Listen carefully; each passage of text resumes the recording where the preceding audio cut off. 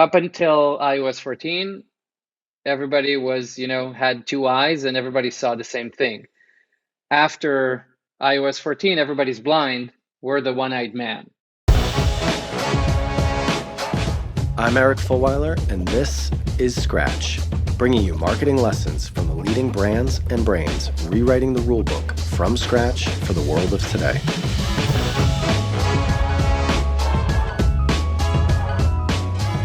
Hey everyone, my guest today is Gil Efrati. He is the Chief Marketing Officer of Resident. Resident is a challenger direct-to-consumer, although they do some retail as well, mattress brand. You might not have heard of them. However, a couple years ago, they were actually the fastest growing e-commerce brand in North America.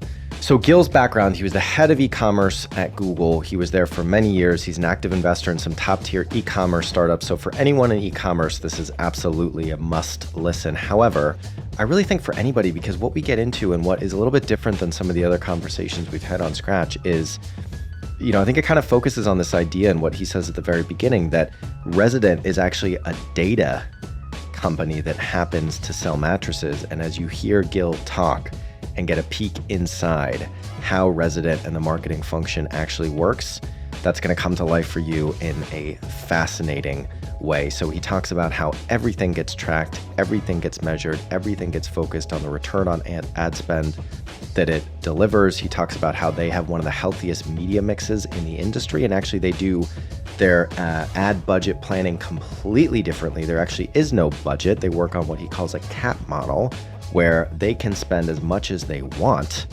as long as it returns a certain percentage of revenue for every dollar spent. So there's a lot of very different and very progressive, very exciting thinking in what Gil talks about and what he's doing at Resident. I really think you're going to enjoy this episode. I definitely did. So without further ado, Gil Efrati of Resident. Hey Gil, how you doing? I'm good. How are you? I am good. How are things down in Israel?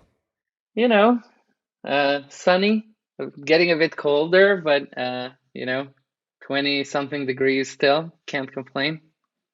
Nice. Well, I really appreciate you taking the time. I know that we talked, we're recording this in December, and we talked first over the summer.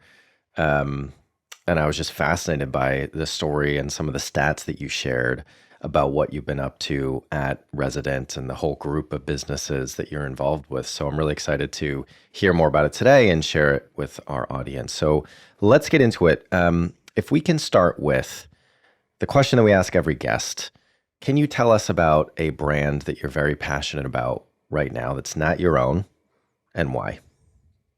Ooh, that's a good question. I think me as the CMO and a person who's very, very much into the day-to-day of marketing, I'm actually pretty fascinated with Liquid Death and what's going on over there over the past year. I think they've done, I can relate a bit because we also sell kind of like what you would call a boring utility product, right? Mattresses are typically boring, but they are very important to you, same as water. And kind of going into that space, selling water by purely, differentiating on the marketing side is phenomenal. I think what these guys are doing over there is really great.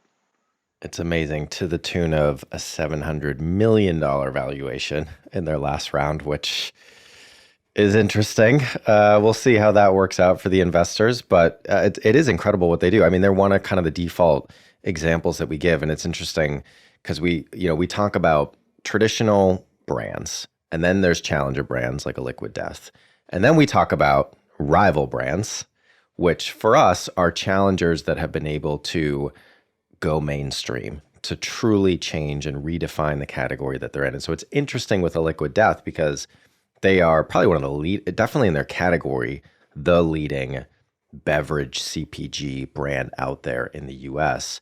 Are they going to be able to take that and flip it into a rival brand, become the new incumbent within their category? Or, a lot of these challenger brands struggle because they're so pointed with their differentiation. The way that they get attention, the way that they build equity is this disruptive guerrilla it's hard to scale, you know, and it's hard to appeal to the mainstream. So I think they'll definitely be an interesting one to watch. It's a great shout out.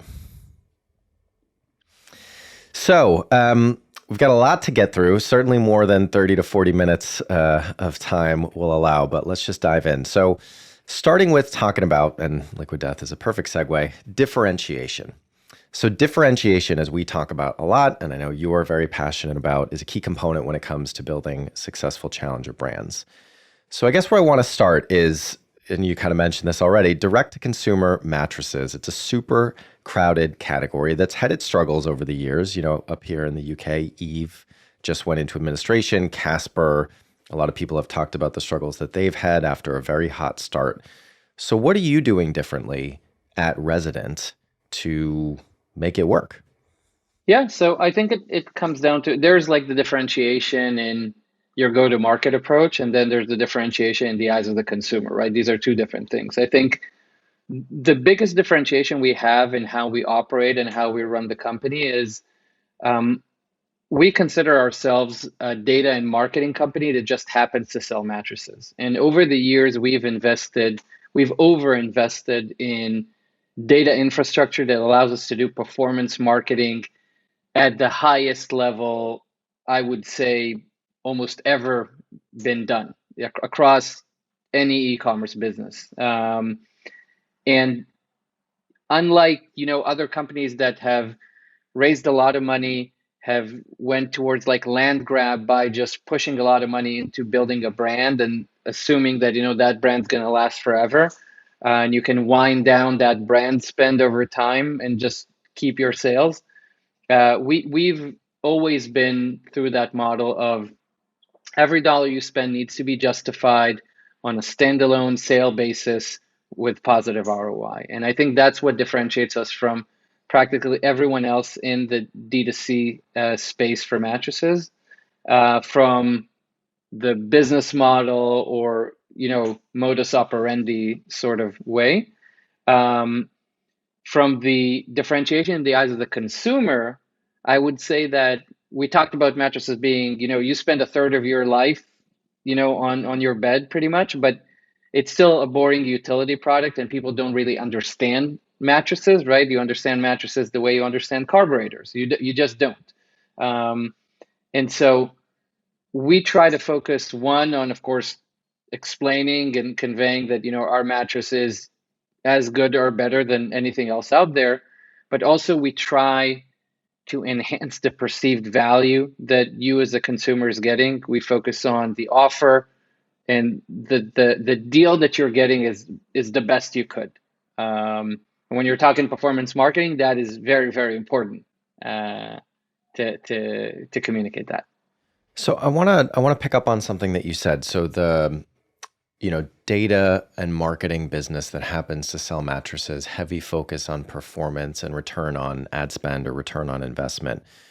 What does that mean for brand? And I know we're going to talk a little bit later on about creativity and data, the art and science of marketing, but I'd be curious within that, because to me, and obviously I'm oversimplifying it to kind of make a point and be slightly controversial to what you said, but if sales is short-term cash flow, to me, brand is long-term cash flow. It's about building the awareness and the equity for future purchase and return. And I think that a lot of businesses struggle to invest properly in brand if they are always looking for short-term return on everything that they do. And so I believe that all marketing should be measured, but not all marketing should be measured within a 30, 90-day return on ad spend window. So is there some nuance to how you talked about it, or is it that black and white? And if so, how do you think about building brand? For sure, that is a great question. So my answer to these questions typically go first towards kind of like getting that question back to you. Let's say I have a successful, profitable business that is fueled by performance marketing.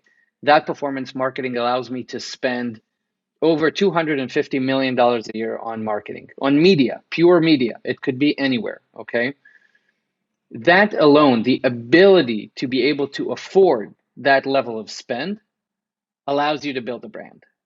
That is answer number one. And then the second part of that answer is, how do you utilize those $250 million using, creative that really tells a story about your brand, and really kind of tells the customer who you are and what you represent. But it all starts with the ability to just have a very large marketing budget that reaches out to a wide audience. I think that's number one. The other piece is, we work in a very unique industry.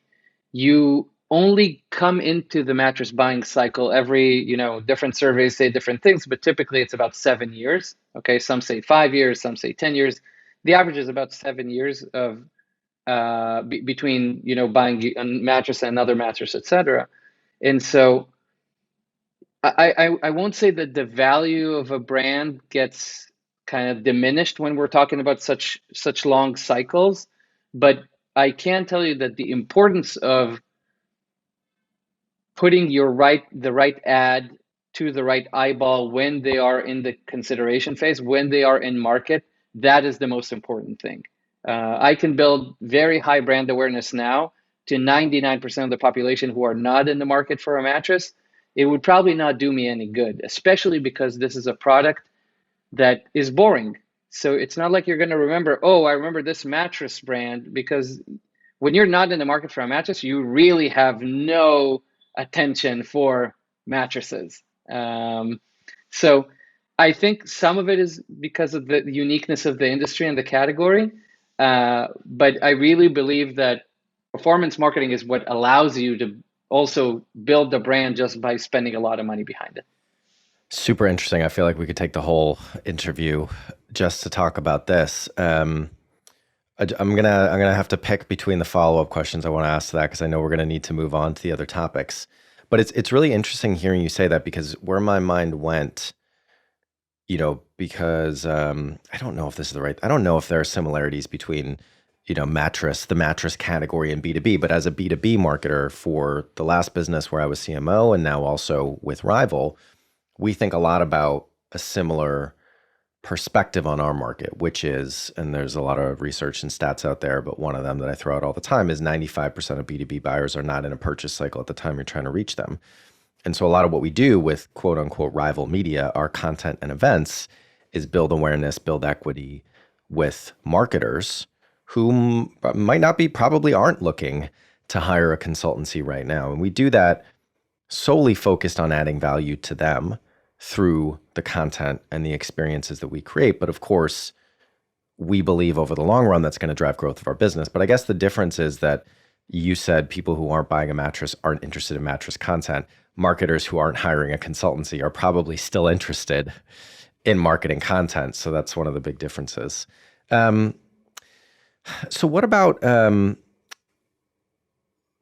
guess the other follow-up question for me is, you're spending over $250 million a year on performance marketing now. That wasn't always the case unless you started the business with very deep pockets. And so was brand kind of this probably isn't a fair way of putting it, but was it something that you thought of as like, hey, eventually we'll get there, but really it needs to be focused on direct response conversion? Was it kind of a secondary priority, I guess, in the beginning, or even still now? I think in the beginning, for sure. In the beginning, for sure. You want to get, when you start a business, you want to get that feedback loop from customers. You just want to get as many customers as possible. You want to kind of, they're your guinea pigs at first, right? You want to get as many customers, ask them what they think about the product, about the brand, et cetera. And the brand is something that you flesh out over time, unless you've already started the company just thinking about the brand and you have like a very unique angle for the brand. Here, this business started off very much bootstrapped by the founders, and so the goal was just to sell mattresses and get traction. Over time, as you become a bigger and bigger company, we sell for hundreds of millions of dollars. We have millions of sleepers daily that sleep on our products. Of course, you want to care about the brand. Things that you could afford to do in the past, from how precious your brand is, you cannot do today. We've had a few years ago, right? We were a tiny company, but we've had a Facebook ad that did really, really well. It had a typo in it. And the reason why it did very well is because a lot of people engaged with it. You have a typo. A lot of people commented, you have a typo, you have a typo, you have a typo. Facebook says, okay, this is a good ad. I don't know why, but people are engaging with it, they share it, etc. When you care more about the brand, you're not going to put an ad with a typo in it, right? That ad would be immediately removed, and so it would be replaced with something else. So um, it's something that builds over time. So fascinating.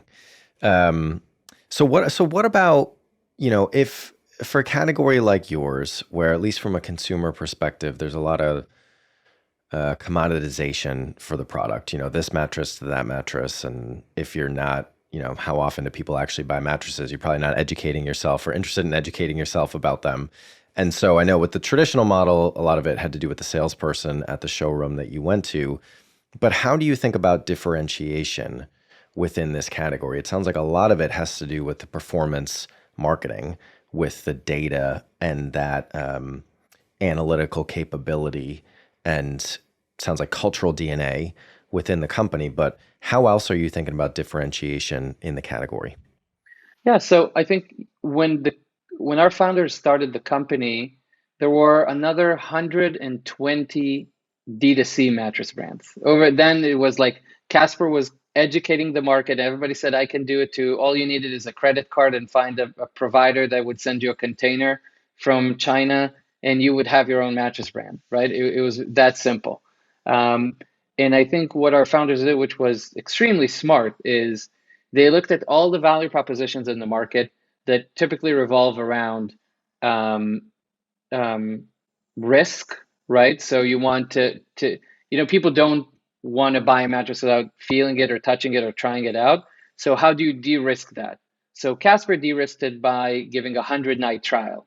So we decided to give 365-night trial. Casper gave, or other companies gave, 10-year warranties. We gave forever warranty, right? And in addition to that, there's always like the value proposition of like price or total value. So we give out free pillows and sheets and mattress protector. So you buy the product and you get everything you need, and instead of needing to attach this product and that product and eventually end up with a much larger basket size. So I know it's very transactional, like just offer, offer, offer. But in the early days, that is what has worked for us, and that's kind of like how you differentiate when there's like a sea of sameness when the product is, people don't understand it. So what do you need? You need to de-risk it for them, and you need to make it compelling from an offer perspective. So I want to take the conversation down a level because we've been talking about what you do, what has made Resident the success that it is, but how you actually do that. If we can kind of look inside the machine, open up the hood slightly. So you talk about being a performance marketing data led company. What does that actually look like in terms of the day to day within your team and within the business right now? Yeah, so before Resident, I joined Resident after 7 years of Google, and I was fortunate enough to see a lot of different internet companies, whether B2B, B2C, e-commerce, fintech, whatever, and see what they do well, what they don't do well, and kind of I tried to take the best practices from each, but I think the common thread for all of them was really about the use of data and the way that they leverage data. And for us, it's even more important because of the long buying cycle. It's over $1,000 purchase, right? You do your research, you research across different channels, and it's extremely important. And connecting those data points gets even more important because it's a long journey and because you do that across different channels. Um, and so, for example, on Amazon, there is a very robust device graph. Why? Because it's an app and you're signed in, right? You use it all the time. So Amazon knows if you're on your mobile device, if you're on your desktop device, etc. So building attribution models is easy and stuff like that. When you're a mattress company, no one logs into your website. There's no username, there's no password. it's very hard to understand that device A and device B belong to the same customer. And we were able to build a data infrastructure that we can match two or more devices to a significant number of our customers. And so that allows us to plot the user journey across the different devices and really understand the user behavior and the user journey.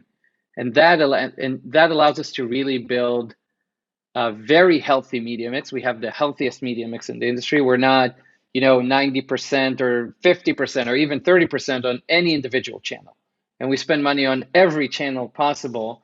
And we can still map out that journey to understand where the customers are coming from and where is the marginal return on ad spend the best? Where should we spend the next available dollar? And that concept of the next available dollar works really well with our business because we don't work on marketing budgets. We work on a cap. I can spend X% of every dollar that I make. I can keep on spending. So as long as that marginal dollar hits that criteria of that ratio, I keep on spending. And that's how you get to like crazy growth, right? Because you're not capping yourself in marketing spend. And when things are going well, you spend more. And when things are going not as well, you can lower spend and conserve cash for later. I think that's kind of like what made us what we are.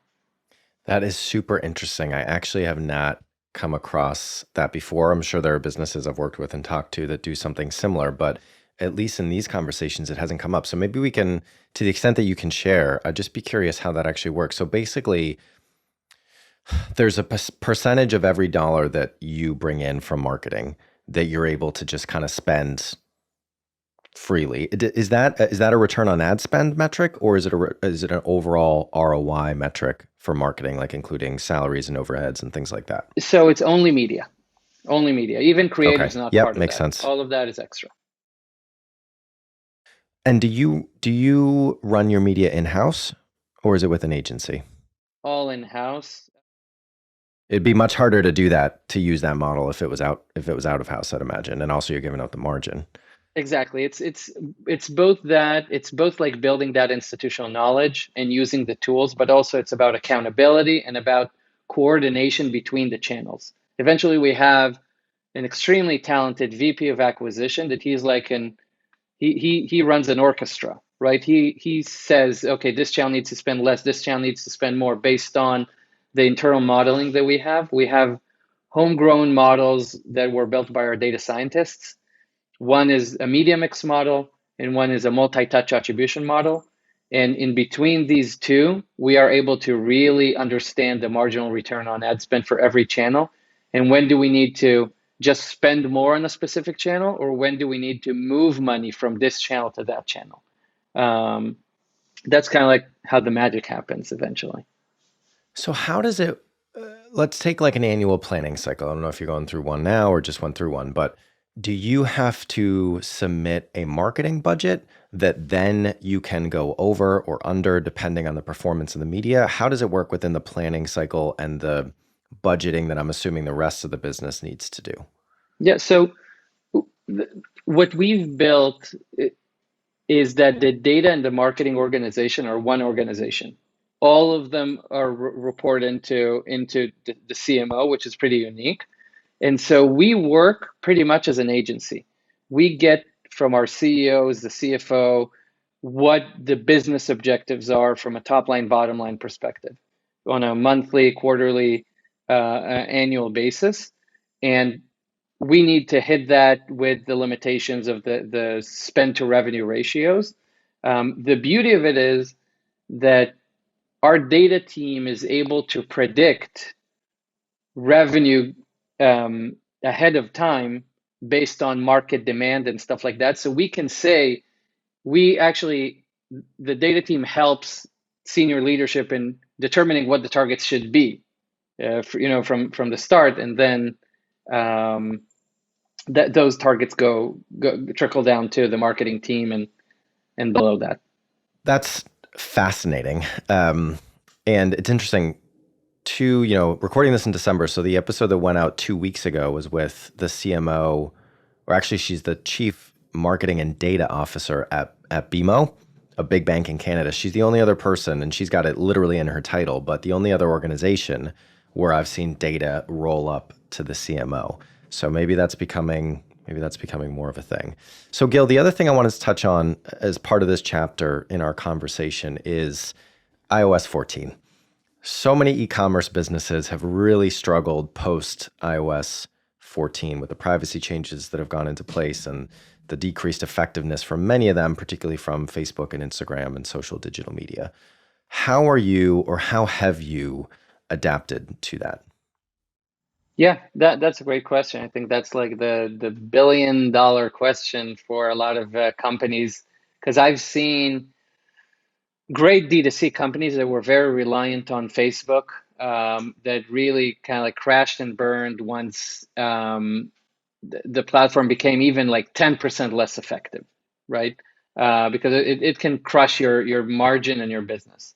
I think we've been fortunate enough to, it's not like we knew to predict what's going to happen, that Apple's going to launch these privacy limitations, but um, the the infrastructure that we've built allowed our channel managers to understand channel performance without even looking at in-platform data. So our channel managers don't really care what Facebook says the CPA is, or what Facebook says is the performance on each individual campaign or ad set.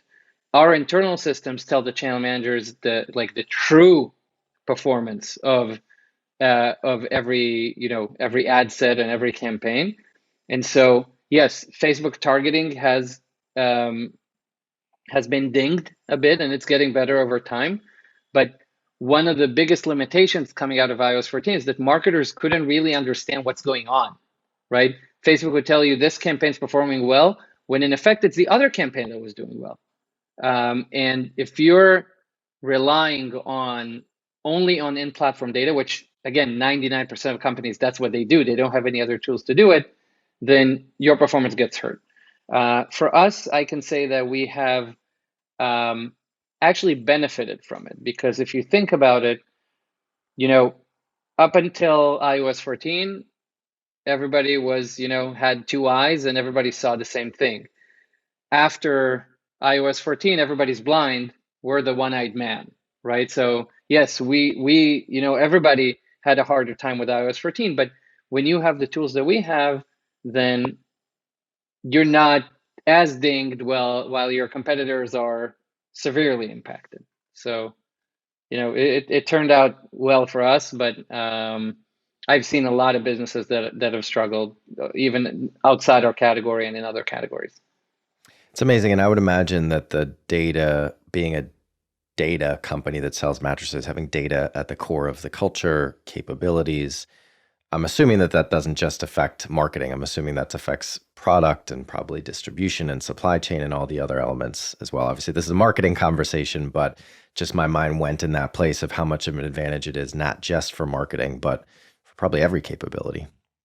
Correct. And it starts from the top. Our CEOs are very data driven, and that's kind of like part of the pre-qualifications to be a leader at the company is you need to know how to work with data. You need to like it. You need to make your decisions based on that. And we are big believers in democratizing data. So everyone has access to data. And if there is something that you're keen about knowing it, or your interest, or you feel like could make the difference for the business, you will get the data that you need to make the decision. And we don't just encourage it, we kind of force that culturally. And I think that's what makes us successful across the entire business. So let's talk about the other side of the fence. A lot of this conversation is focused on data. Let's talk about creativity. So clearly, you're a data-led company. So I guess the very broad question is, how do you think about and leverage creativity within marketing for Resident? Yeah, and so that's a great question. And yes, when you're a company that kind of like worships data and worships performance, then it's very easy to not care about anything else, right? And that might have been true in the year one of the company or year two, but now that we're already a very big business and we're the market leader, then you care about that aspect, especially because we spend so much money on marketing. Then you want the marketing to tell the story that you want it to tell. And good marketing means having an engaging piece of content to show the audience. And it could be a UGC Facebook or TikTok ad that has one definition of engaging. It just gets you to stop scrolling and watching it, even if it doesn't look polished or amazing. That's kind of like how UGC looks like. But it can also be on ads that we run on TV or YouTube that are more long form, more polished. We've had two extremely successful campaigns that have won awards, like YouTube Ad of the Year award and stuff like that. We've had the Make America Sleep Again that features Donald Trump and Kim Jong Un before they were even kind of like we knew how to kind of predict the future. So it was before that actually happened. And our latest one from a year ago is about not trusting commercials, right? Don't trust commercials, trust reviews from real people. So we made fun of a lot of the cliches that ads lie to you or show you. And these are, if you haven't seen it already, these are ads that I'm not objective, but they're hilarious, right? They're funny, they're engaging. Each of them is like over a minute long, and you can just one of the things that I like doing after we launch one of these campaigns is going to YouTube and seeing the comments on the ads. And it's like people are, really writing, this is the best ad I've seen. I went back and searched for it on YouTube just to find it again to show it to friends. And these are, things that really make everybody feel really, really good about the creatives that we put out there. But we also take a very data-driven approach to that. So every ad, when we shoot it, we will invest in another whole shooting day just to make sure that we have all the right variations so that we don't put all of our eggs in one basket in case that storytelling didn't work out from a performance perspective. We need to have a DR version of it or two DR versions with the same concept, the same, overarching concept, but it's much more hard sell, much more performance oriented. And so it's always a combination. We always want to de-risk. These productions cost a lot of money, and a lot of thought goes into it, and everybody gets excited about it. So we try to kind of like enjoy the best of both worlds when we look at creativity. So that was actually going to be my follow-up question, which was not in the script. So it's funny that you went there anyway. I was going to ask what role does data play in the creative process specifically, but I think I can take another angle to it, which I'm curious to hear your response to. So there is and I think that's fascinating and actually pretty unique. I think in my experience, I can't, been a part of a lot of creative processes and production shoots and things like that. And of course, you're looking for different shots, maybe different snippets. But I think specifically hey, if this approach doesn't work, let's shoot a different one. I don't know that I've seen that yet. So I think that's really interesting. But what about in the actual ideation process, coming to the idea of what the campaign is going to be, the Make America Sleep Again, or the one that won you the YouTube Ad of the Year award? Was that an entirely subjective creative process where it was you and the creative director from an agency being like, yes, that's awesome? Or was there some data and how you got to the creative idea itself? So when we decide to launch one of these campaigns, that typically we call them 360 campaigns, because that campaign is going to get a treatment for each individual channel, different shoots. Facebook needs to be vertical. Everything. You have UGC version. Like a 360 campaign is a campaign that we overinvest in, and it runs for a long time. So when we go down that route, typically it starts with ideation. The ideation is always looking like every good piece of creative. It starts with an insight, right? Like what is that insight in the mattress buying process that people care about, and which would get the ad to resonate with them. So for example, Make America Sleep Again is all about what your brain is like when you're not getting good sleep versus when you do get good sleep, right? That's an insight, right? When I don't sleep well, I'm agitated, I don't think very well, I'm underperforming. Um, and when I sleep well, then I'm a whole different person. And so we take that insight, we write a script to it, and we try to weave in performance elements within that script so that the script is consistent and coherent. It involves both the value propositions, but also a story that makes you want to watch it all the way through. I remember in the Make America Sleep Again, it's like a 2.5 minute ad, and at some point the presenter says to the camera, "My God, you're still here," right? Because like it's getting people to watch an ad for over 2 minutes is pretty challenging. And I think on our second campaign of Commercials Lie or Don't Trust Commercials, the insight is, okay, I'm going to buy a mattress for $1,000. All these commercials promise me the world, but I know not to trust commercials. So what should I trust? So I should either trust real reviews from real people, or I should trust I should trust myself and take the mattress that gives me a 365-night trial to decide if I like it or not. And so these insights are what makes the story, and then we try to build the actual ad into it. If that makes sense.